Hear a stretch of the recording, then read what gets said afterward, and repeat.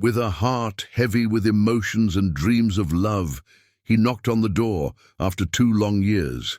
His manager answered, but his gaze quickly shifted to the room beyond. There she was, the woman he loved more than life itself, lying silently on the bed, as if time had conspired to steal their shared dreams. The Manhattan skyline sparkled like scattered diamonds against the twilight sky as Christian Pulisic stood at the floor-to-ceiling windows of his corner office. At just 25, he'd already achieved what most people spent lifetimes chasing. Lumiere Cosmetics, his brainchild, had transformed from a startup in his garage into a billion-dollar empire that dominated the luxury beauty industry. Every major department store in New York fought to display his products, and his signature gold-emblazoned packaging had become a status symbol among the elite. But success wasn't what made Christian's heart race whenever he thought about his life. It was her, Anna Ronaldo. He still remembered the first time he saw her, striding down the runway at New York Fashion Week. The lights had caught her honey gold hair, creating a halo effect that made her look like an angel descended from heaven. Her emerald eyes had locked with his for just a moment, but that moment changed everything. She wasn't just another model. She was a force of nature that commanded attention with every graceful step. "Mr. Pulisic," his assistant had interrupted his thoughts that day. "The model from the show, Miss Ronaldo, she's asking if you'd like to discuss a potential brand ambassadorship over dinner." That dinner turned into breakfast, which turned into weekends spent exploring hidden corners of the city. Anna wasn't just beautiful. She was brilliant, discussing everything from market trends to Renaissance art with passionate intelligence. She understood the pressure of being young and successful in a city that was always watching, waiting for you to fail. "You know what I love about you?" she'd whispered one night as they slow danced on the rooftop of his penthouse, the city lights creating their own constellation below. "You see me, not the face on the magazine covers or the body on the runway, just me." Their wedding was the social event of the year. The New York Times called it a modern fairy tale. The innovative CEO and the supermodel who fell in love over a business meeting. Anna wore a custom-designed gown that made her look like she'd stepped out of a Renaissance painting, and Christian couldn't take his eyes off her as she floated down the aisle. "Together," she'd vowed, tears glistening in those mesmerizing green eyes, "we'll build something extraordinary, something that will last forever." The following years were a blur of success and happiness. Lumiere Cosmetics expanded globally, with Anna becoming the face of the brand. Their penthouse became a showcase of their shared tastes, modern art pieces collected from their travels, antique furniture that Anna personally selected, and floor-to-ceiling windows that offered panoramic views of the city they conquered together. Their dinner parties became legendary among New York's elite.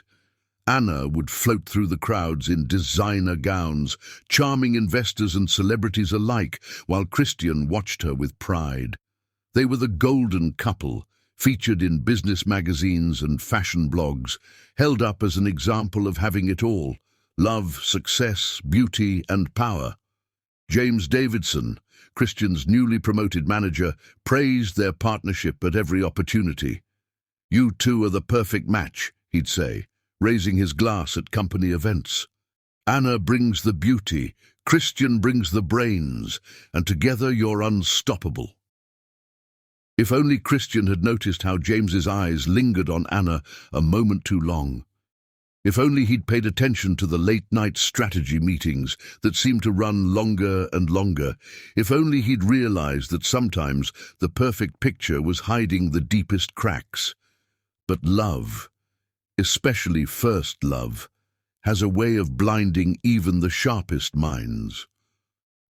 Christian was building an empire on the foundation of trust, never suspecting that the very pillars of his success were being quietly eroded from within.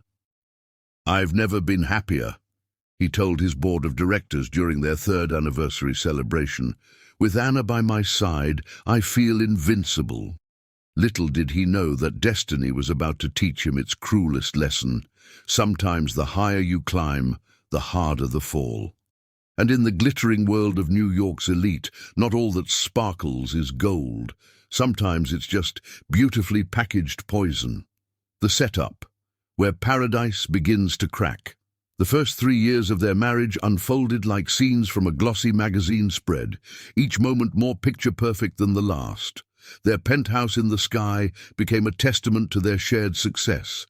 Italian marble countertops that caught the morning light, hand-painted murals that transformed their bedroom ceiling into an ethereal dreamscape, and a private rooftop garden where they hosted intimate dinner parties for New York's elite. Christian expanded Lumiere Cosmetics with the same passion he'd shown in courting Anna.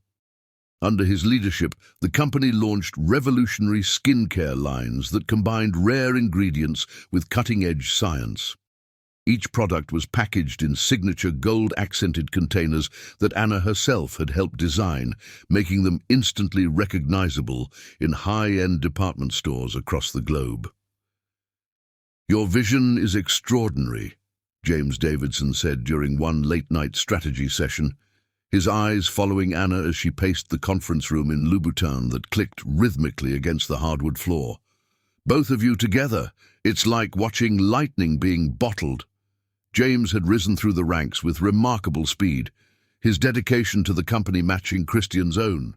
He worked late hours, volunteered for the most challenging projects, and seemed to anticipate problems before they arose. If Christian was the visionary, James was the executor, turning dreams into reality with practiced efficiency. "We couldn't do this without you," Anna told James one evening at a company gala, touching his arm briefly as Christian chatted with investors across the room. "You're family now." Their social circle expanded like ripples in a golden pond. Charity galas, fashion week after parties, exclusive art gallery openings. The Pulisics were fixtures at every significant event. Anna's modeling career soared to new heights as she became not just the face of Lumiere, but a fashion icon in her own right.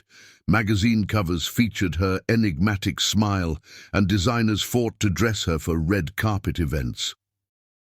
"You've built something remarkable," Christian's father told him during a rare visit. "Just remember, when things look too perfect, that's when you need to look closer." But Christian was too busy riding the wave of success to heed the warning. The company's new research facility in Switzerland was developing breakthrough formulations. Their Asian market share had tripled under James's careful management. And Anna, she was his rock, his muse, his partner in every sense of the word. Or so he thought. The subtle shifts began so gradually that they were almost imperceptible. Board meetings that ran late into the night, business trips that seemed to require both James and Anna's presence, documents that needed signatures at odd hours, phone calls that ended abruptly when Christian entered the room. "The Asian expansion is delicate," James explained smoothly when Christian questioned the frequent travel. "We need Anna's influence there. She's become quite the celebrity in Seoul and Tokyo." The company's new product line was their most ambitious yet, a revolutionary anti-aging formula that promised unprecedented results. The research team in Switzerland had been working around the clock, sending encrypted files and conducting video conferences at strange hours due to the time difference. "Everything needs to be perfect," Anna insisted, running her fingers through her hair distractedly during dinner. "This launch could make Lumiere the biggest beauty brand in the world." The pressure mounted as launch day approached. Christian noticed dark circles under Anna's eyes, hidden carefully with their own concealer. James looked haggard but determined, his usual impeccable appearance showing signs of strain. The entire company seemed to vibrate with nervous energy. "Are you sure everything's okay?" Christian asked Anna one night as they lay in bed, the city lights casting dancing shadows on their walls. "You seem distant." Just stressed about the launch, she murmured, turning away from him. You know how important this is for all of us. The prototypes arrived from Switzerland in special temperature-controlled containers, each one tagged and tracked with military precision. The marketing campaign was Anna's masterpiece, promising women they could turn back time with Lumiere's revolutionary formula. What no one knew, what Christian couldn't have imagined, was that time was indeed about to turn back. But not in the way their advertisements promised. Instead, it would strip away the golden veneer of his perfect life, revealing the rot that had been growing beneath the surface all along. Security cameras would later show James entering the research facility late at night, access card in hand. They would capture Anna meeting with unknown men in underground parking garages, exchanging thick envelopes. Bank records would reveal transfers to offshore accounts, carefully disguised as routine business expenses. But in those final precious days of ignorance, Christian remained blind to it all. He attended charity functions with Anna on his arm, proud of how she commanded attention in every room. He trusted James with increasingly sensitive aspects of the business, never questioning his late-night office hours or frequent closed-door meetings with the legal team. The launch party was scheduled for the first day of Fashion Week, a star-studded event that would cement Lumiere's position at the top of the beauty industry. Anna had chosen the venue herself, a converted cathedral in Manhattan, its soaring Gothic architecture the perfect backdrop for what was supposed to be their greatest triumph. To the future, James proposed during the final pre-launch meeting, raising a glass of champagne. The entire boardroom joined in the toast, crystal glasses catching the light like promises about to be broken. To us, Anna whispered to Christian later that night, her green eyes reflecting the city lights. To everything we've built together. 3 days later, the first reports of adverse reactions began to surface. Within a week, 10 young women would be dead, their faces forever frozen in expressions of trust betrayed, and Christian's perfect world would begin its spectacular collapse, like a house of cards caught in a storm of his own making. The stage was set, the players were in position, and the curtain was about to rise on a tragedy that would shake the beauty industry to its core. Love, drama, and betrayal? Don't miss out on more thrilling stories. Hit subscribe and turn on notifications to join our storytelling family. Together, we bring fiction to life. The Fall. When empire turns to ashes.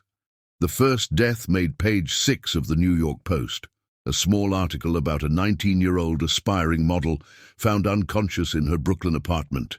The second and third deaths came within hours of each other, both in Manhattan's Upper East Side. By the time the fourth victim was reported in Queens, the media had caught the scent of something bigger than isolated incidents.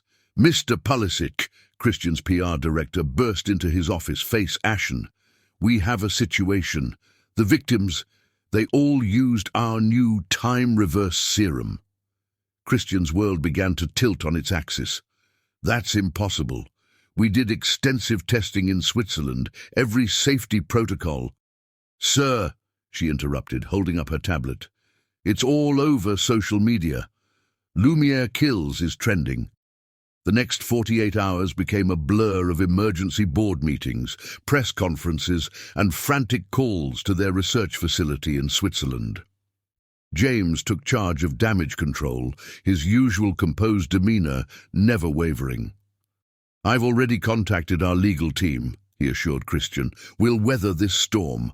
Anna appeared on national television, her eyes brimming with perfectly timed tears as she expressed the company's deepest regrets. Her performance was flawless, the grieving brand ambassador, the devastated wife standing by her husband. We will get to the bottom of this tragedy, she promised America, her voice breaking at just the right moment. Lumiere has always stood for beauty and trust. But as the death toll climbed, the evidence began mounting. FDA investigators discovered contaminated ingredients that couldn't have been accidental. Internal documents revealed falsified safety reports. The Swiss research facility claimed they had sent multiple warnings about unstable compounds, warnings that had somehow never reached Christian's desk. The company's stock plummeted. Retailers pulled Lumiere products from their shelves. Celebrity endorsers publicly distanced themselves. The empire Christian had built was crumbling like a sandcastle in high tide. Through it all, James worked tirelessly, staying late at the office, coordinating with lawyers, managing the crisis with remarkable efficiency. If Christian had been less distracted, he might have noticed how his trusted manager seemed almost prepared for this catastrophe. "The board is calling for your temporary resignation," James informed him one evening, his tone sympathetic but firm. "Just until this blows over. It's for the good of the company." Anna supported the decision. "You need to focus on your defense, darling," she said, rubbing his shoulders. "James can handle things here." The arrest came at dawn, federal agents surrounding their penthouse like a scene from a crime thriller. Christian watched in disbelief as they produced documents, emails, purchase orders, quality control reports, all bearing his electronic signature. "Christian Pulisic," the lead agent announced, "you're under arrest for criminal negligence resulting in death, fraud, and conspiracy." Anna stood in their marble foyer, wrapped in a silk robe, tears streaming down her face. "I'll call our lawyers," she promised as they led him away. "We'll fight this." The perp walk became front-page news. Former beauty industry titan Christian Pulisic, handcuffed and hollow-eyed, being led into the federal courthouse. The media circled like sharks, dredging up every business decision, every corporate rivalry, every hint of scandal they could find. The prosecution's case seemed airtight. They painted a picture of a young CEO drunk on success, cutting corners to maximize profits, ignoring safety protocols in his rush to dominate the market. Evidence mounted, doctored lab reports, suspicious bank transfers, damning emails. "Your Honor," Christian's defense attorney argued, "my client was not involved in day-to-day operations of product development. He trusted his team. And that trust," the prosecutor interrupted, "led to 10 dead women, 10 families destroyed by corporate greed." The victims' families filled the courtroom, their grief palpable. Young women who had trusted Lumiere, who had saved up to buy what they believed was a premium product, now forever silenced. Their photos were displayed during impact statements, smiling faces full of dreams that would never be realized. The jury deliberated for just 6 hours. On the count of criminal negligence resulting in death, we find the defendant guilty. The sentence, 2 years in federal prison plus millions in fines and restitution. As they led Christian away, he caught a glimpse of Anna in the gallery, her face buried in James's shoulder. If he had looked closer, he might have seen the slight smile playing at the corners of her perfect lips. That night, as he lay on his prison bunk, Christian's mind raced through every decision, every meeting, every document he'd signed. The pieces were there, but he couldn't yet see how they fit together. He didn't know that while he processed into the federal correctional system, Anna and James were already setting the next phase of their plan in motion. The fall was complete. The golden boy of the beauty industry had become its greatest cautionary tale. But this wasn't the end of the story. It was merely the setup for an even more devastating betrayal. The betrayal, letters to a ghost federal correctional institution, Otisville, became Christian's world for the next 2 years. Gone were the Italian suits and luxury watches, replaced by orange jumpsuits and plastic timepieces that marked each excruciating minute. His corner office with its Manhattan view had shrunk to an 8x10 cell shared with a former Wall Street trader who'd gotten too creative with other people's money. "First letter to the wife?" his cellmate Mike asked, watching Christian carefully craft his words on prison-issued paper. "Dearest Anna, every breath without you feels like drowning. I know we'll get through this together. Remember our first night on the rooftop? You said we'd build something extraordinary. We still can. This is just a detour. Week after week, Christian wrote. Each letter was a piece of his heart, sent out into silence.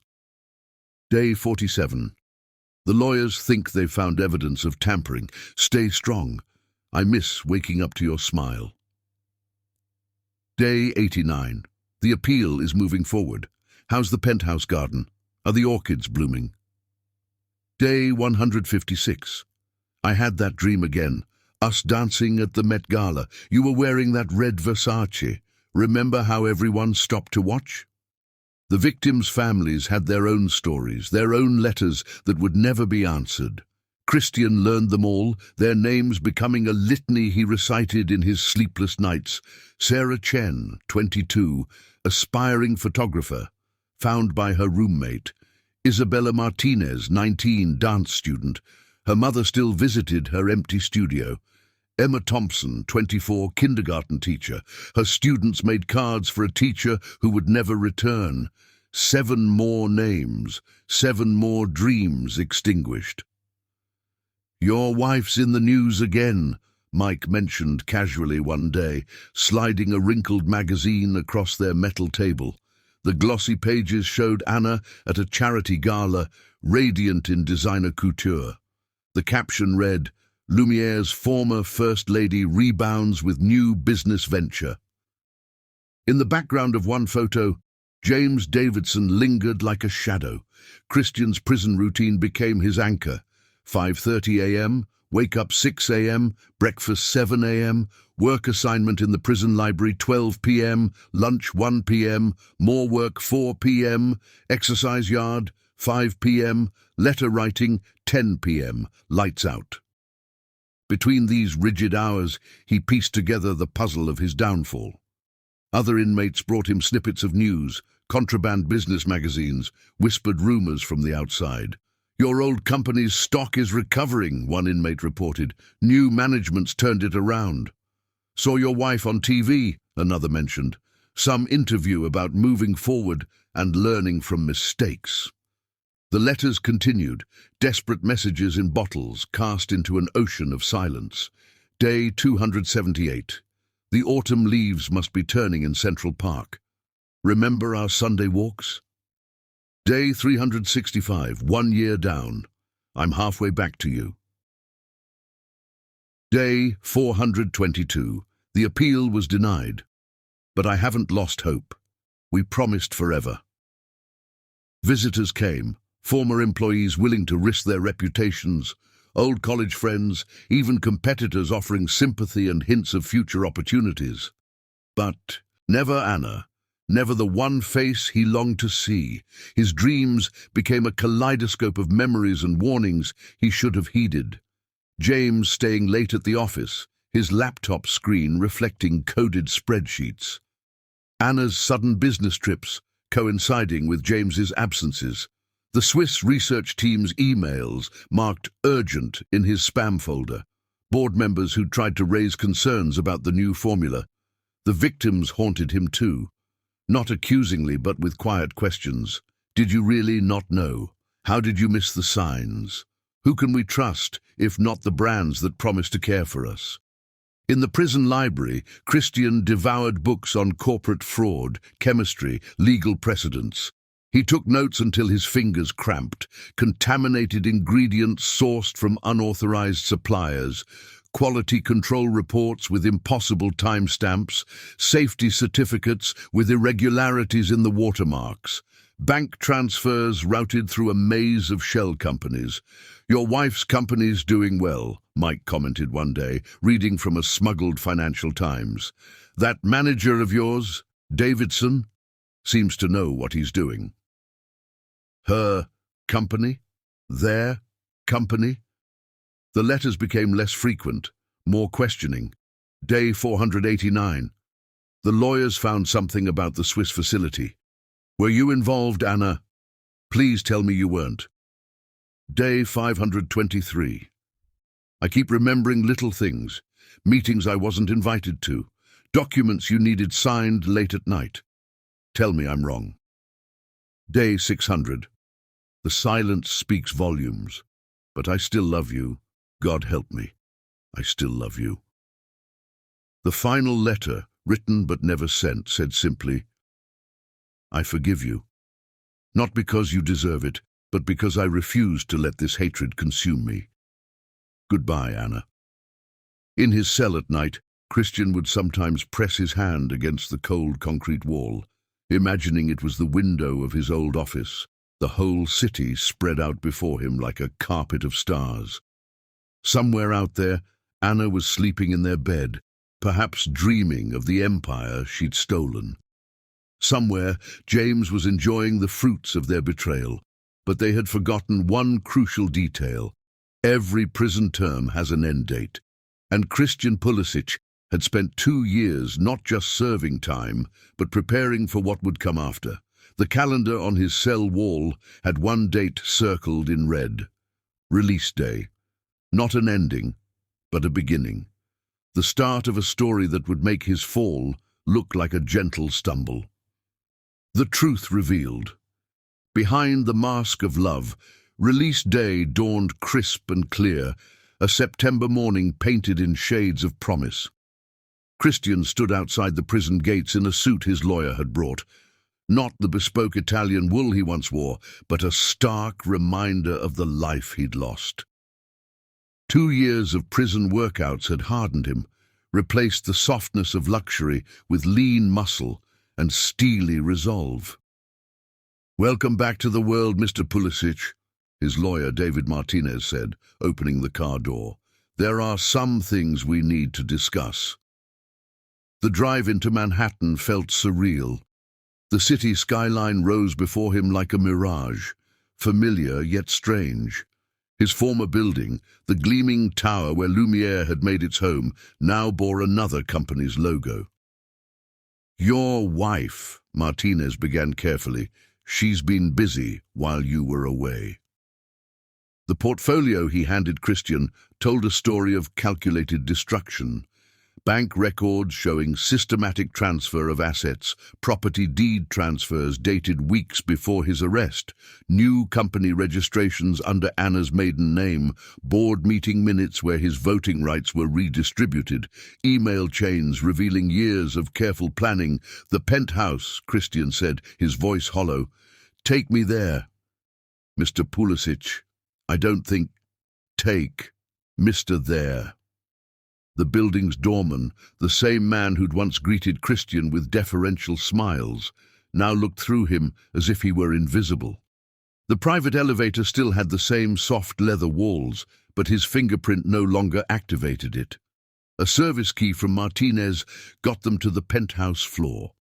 Christian's hand trembled as he pressed the doorbell. The sound echoed like a death knell.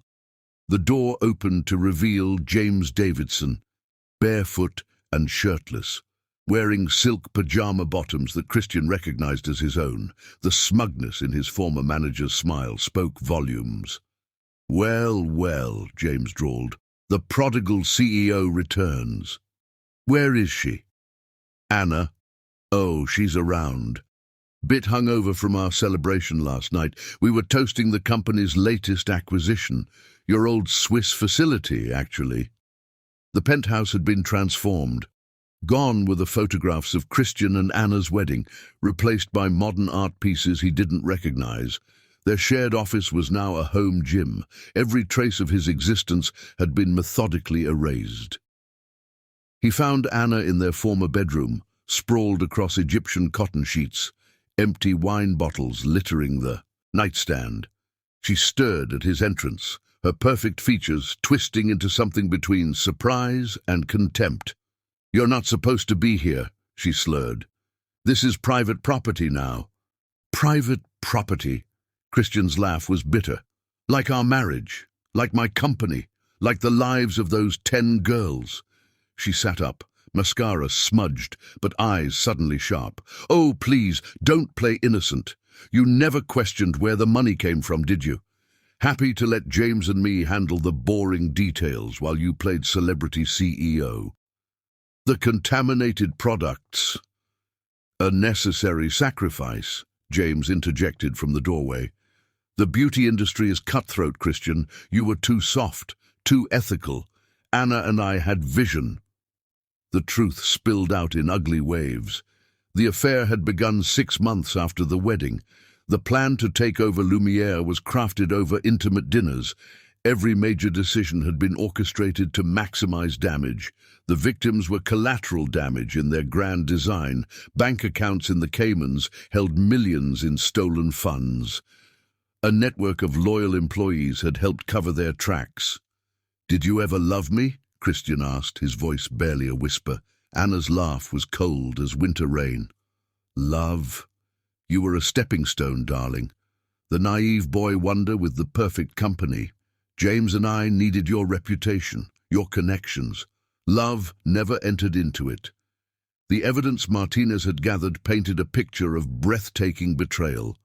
Security footage of late-night meetings, hotel receipts spanning years, offshore account transfers, falsified quality control reports, witness statements from former employees, email threads discussing the planned takeover. "The police will be interested in this," Christian said, holding up Martinez's file. "The police," James scoffed. "With what proof?" "Everything's in our names now, legal, proper, your signature on every document." But they hadn't counted on Christian's prison education. 2 years of studying corporate law, forensic accounting and digital security had taught him where to look, what to preserve. "Check your phones," he said quietly. Their faces changed as notifications began flooding in. Email accounts locked, bank accounts frozen, travel alerts flagged, corporate access revoked, security systems disabled. Martinez stepped forward, flanked by 2 federal agents who had been waiting quietly in the hallway. "Anna Ronaldo, James Davidson," one agent announced. "You're under arrest for conspiracy, fraud, and 10 counts of negligent homicide." The second agent held up a warrant. "We've been building this case for months. Your former employees were very cooperative." Anna's perfect mask finally cracked. "You can't do this! I'm not going to prison! James, do something!" But James was already calculating angles, looking for escape routes, the survival instinct of a true predator. Christian watched as they were led away, Anna's designer dress wrinkled, James's confident smirk replaced by desperate fear. The penthouse, once a symbol of his greatest happiness, now felt like a museum of betrayal. "Sir?" Martinez touched his arm. "The media's waiting downstairs, the story's breaking now." On every channel the headline screamed, "Beauty industry scandal, the truth revealed." "Imprisoned CEO vindicated, wife and manager arrested. Lumiere murders, real culprits exposed." Christian stood at his former window, watching police cars pull away with his past inside them. The city stretched before him, unchanged yet somehow different, like him. "What now?" Martinez asked. Christian's reflections stared back at him, older, harder, wiser. Now we rebuild, but first we make sure those 10 families get justice, real justice." The truth had been revealed, but it wasn't the end. It was the beginning of something new, something stronger, something built not on love or trust, but on the unshakable foundation of truth. The justice, Karma wears, designer handcuffs. The trial of the century began on a rain-slicked Monday in Manhattan's federal courthouse. News helicopters circled overhead like metal vultures as Anna Ronaldo and James Davidson were led up the granite steps in handcuffs, a far cry from their usual red carpet entrances. "Mr. Pulisic," reporters shouted, microphones thrust forward. "How does it feel to be vindicated?" Christian, immaculate in a navy Tom Ford suit, stood at the top of the steps, his new legal team flanking him like an honor guard. "This isn't about vindication," he answered, his voice carrying across the crowd. "This is about justice for 10 families who lost their daughters to corporate greed." Inside courtroom 618, the evidence unfolded like a masterclass in corporate espionage. Exhibit A, the Switzerland connection, surveillance footage showing James bribing lab technicians, email chains with coded instructions for contaminating batches, wire transfers to Shell, companies linked to black market suppliers, testimony from Swiss scientists who'd been threatened into silence. The defendants didn't just falsify reports, prosecutor Sarah Chen argued, her laser pointer highlighting key documents.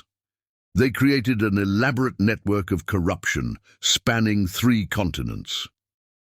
Exhibit B, the money trail.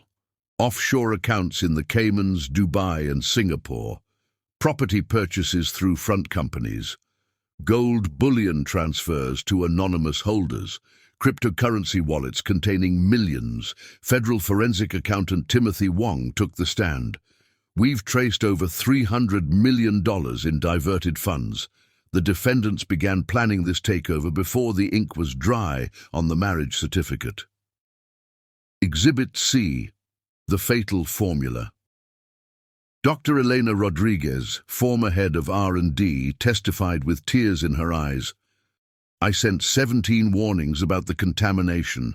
Every single one was intercepted by Mr. Davidson's team. The prosecution displayed chemical analyses on massive screens, molecular structures of the contaminated compounds, toxicology reports from the victims, time-stamped lab results showing deliberate tampering, quality control documents with forged signatures, but the most damning evidence came from Anna's own iPhone, recovered during the arrest. Text messages between lovers plotting an empire's fall. Anna: he still suspects nothing, signs everything I put in front of him. James: perfect. The Swiss team is handled, no loose ends. Anna: what about the safety reports? James: already doctored. Our people are in place. Anna: soon everything will be ours. His precious company, his money, his life's work.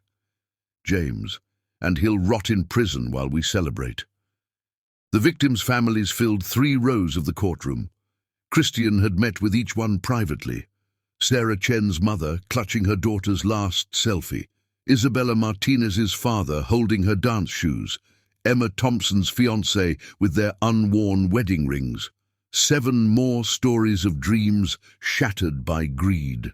The defense tried everything: claims of corporate espionage by competitors, allegations of evidence tampering, questions about Christian's own involvement, attempts to shift blame to lower-level employees.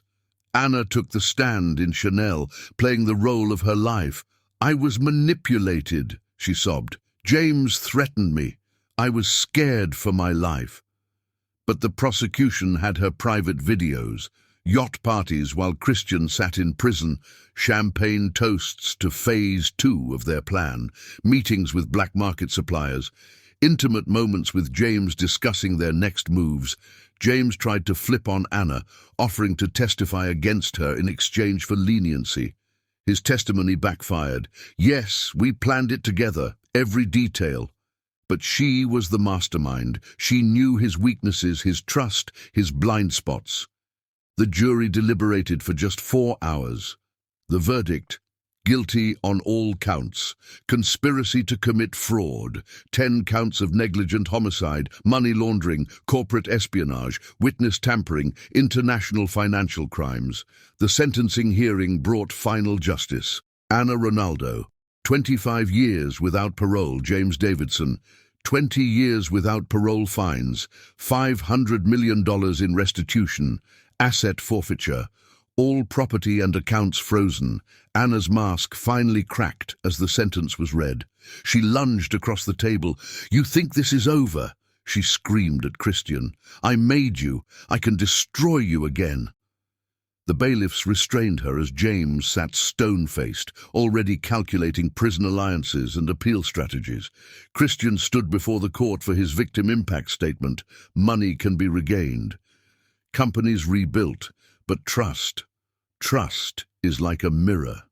You can fix it when it's broken, but you'll always see the cracks in the reflection. To the families of those we lost, I cannot bring back your daughters, but I swear their deaths will bring change. Real change. As the guards approached to escort her out, Anna broke free, stumbling toward Christian. Falling to her knees, she grabbed his legs, her tears staining the hem of his suit pants. "Christian," she sobbed, her voice trembling with desperation. "Please, you have to believe me. I swear I always loved you. James threatened me. He made me do it. I didn't have a choice." Christian stood slowly, his towering figure blocking the courtroom's dim light. His eyes, piercing and cold, met hers. The room fell silent again, every spectator holding their breath, waiting for his response. "My biggest regret," he said, his voice steady and sharp, "was trusting you.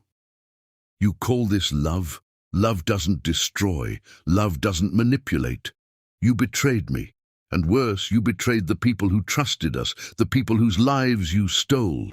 You didn't love me, Anna. You loved what I gave you, power, money, and fame." "Please, Christian," she cried, her sobs echoing off the marble walls. "Don't let them take me. I need you." Christian stepped back, brushing her hands away as if removing a stain. "This is where we part ways," he said with finality. "Forever." He turned on his heel and walked out of the courtroom, leaving Anna wailing behind him as the guards restrained her. Outside, the flashes of cameras greeted him, illuminating his composed expression as he faced the sea of reporters. The headlines the next day told the story: "Beauty and the Beast, inside cosmetic industry's darkest scandal. Femme fatale, model wife gets 25 years for deadly conspiracy. Justice served, Pulisic vindicated as conspirators face decades in prison."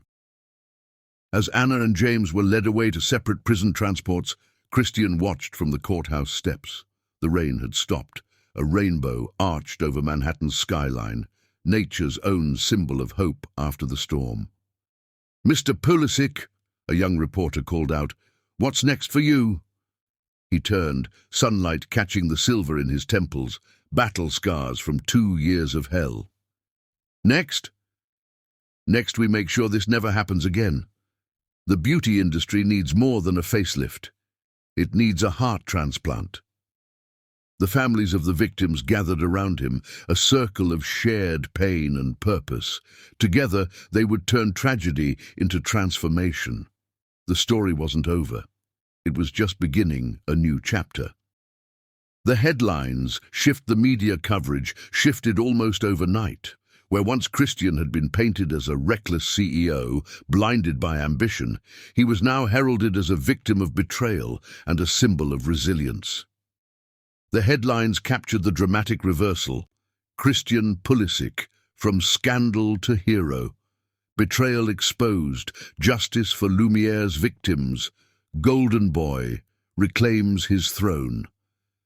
Standing on the courthouse steps, Christian faced the swarm of reporters, their microphones pointed toward him like weapons demanding answers. Their questions came rapid fire. "How do you feel about the verdict? Do you think Anna deserved her sentence? What's next for Lumiere Cosmetics?" Christian raised his hand, silencing the chaos. "Today is not about me," he began, his voice calm but resolute. "It's about the 10 young women who lost their lives because of greed and betrayal. Justice has been served, but no verdict will bring them back. I promise to dedicate my life to ensuring their memory is honored and that no one ever suffers like this again."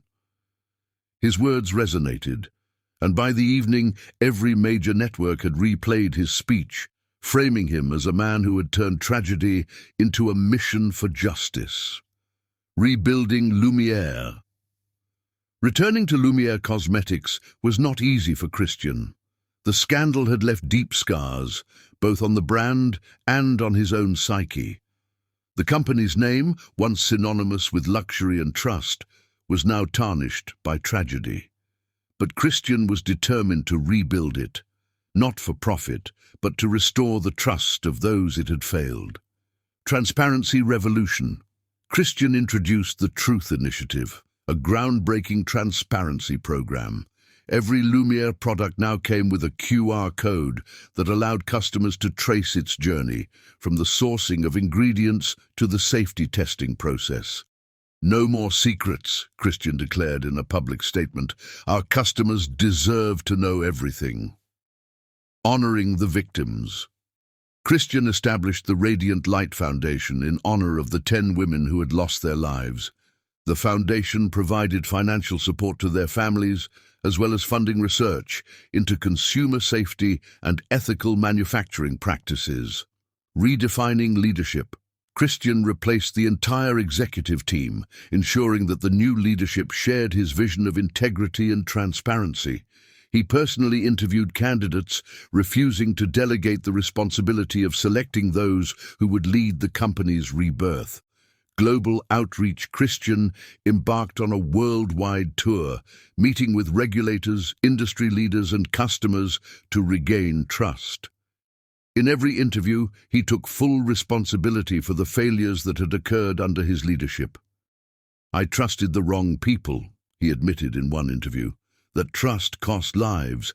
My job now is to ensure Lumiere is a force for good, a company that stands for truth, justice, and accountability." A new beginning in Arizona. Despite Lumiere's resurgence, Christian longed for a simpler life, away from the constant scrutiny of the media. He sold his Manhattan penthouse, donated a significant portion of his wealth to charity, and moved to Arizona, seeking peace in the sprawling deserts and quiet sunsets. In Arizona, Christian found something he hadn't experienced in years: genuine connections. It was there that he met Sarah, a school teacher with a kind heart and a warm smile. Unlike Anna, Sarah didn't care about his wealth or status. She admired his resilience and the man he had become. Their relationship grew steadily, built on mutual respect and shared values. Christian proposed to her on a quiet evening under the stars, far from the glitz and glamour that had once defined his life. They married in an intimate ceremony, surrounded by close friends and family. Fatherhood and fulfillment. Christian and Sarah built a home filled with love, laughter, and hope. They had 2 children, a son who inherited Christian's piercing blue eyes, and a daughter with Sarah's radiant smile. One evening, as Christian watched his children play in the yard, his son ran up to him and asked, "Dad, why don't we live in a big city like New York?" Christian smiled, pulling his son onto his lap. "Because happiness isn't in skyscrapers or fancy parties," he said. "It's in moments like this, with the people you love." A legacy of wisdom. Though Christian had left the corporate world, his story continued to inspire others. He became a sought-after speaker, sharing the lessons he had learned about trust, betrayal, and resilience. Standing before a crowd of aspiring entrepreneurs, he said, "Betrayal is a wound that cuts deep, but it teaches you the value of trust and accountability. Never trust blindly, even when the world seems perfect. True strength comes from learning, rebuilding, and standing firm in your values." The audience erupted into applause, but Christian remained humble. His story wasn't about triumph. It was about the courage to rise after a fall. Honoring the past. Christian's most meaningful project was the monument he commissioned in honor of the victims. A glass phoenix rising from the ashes was placed in Central Park, symbolizing renewal and resilience. Beneath it, a plaque bore the names of the 10 women, along with the inscription, "In memory of those who trusted us, your light guides our future." At the unveiling, Christian spoke directly to the families of the victims. "I failed you once," he said, his voice trembling with emotion. "But I promise to carry your daughter's stories with me forever. Their light will guide Lumiere's future. And mine." Part 8. Peace and Resilience. Years later, Christian sat on his porch in Arizona, watching his children chase fireflies as the sun dipped below the horizon. The pain of his past had lessened, replaced by a profound sense of gratitude for the life he had built. Reflecting on his journey, he whispered to himself, "Betrayal broke me, but it also taught me what truly matters: love, integrity, and resilience." The scars of his past had healed, leaving him wiser and stronger. His life was no longer defined by the betrayal he had suffered, but by the redemption he had earned. This time his foundation was unshakable, and his legacy would endure. Dear readers, life will test you with trials, betrayal, and moments that feel impossible to overcome. But remember, it's not the fall that defines you, it's how you rise. Trust is precious, but it should never be blind. Learn to see beyond the surface, value integrity, and surround yourself with people who uplift, not manipulate. Let Christian's journey remind you that even in the face of heartbreak, redemption and resilience are always possible. Choose truth, build with honesty, and never lose sight of what truly matters: love, respect, and the courage to stand tall after every storm. Your story is yours to reclaim. Christian's legacy.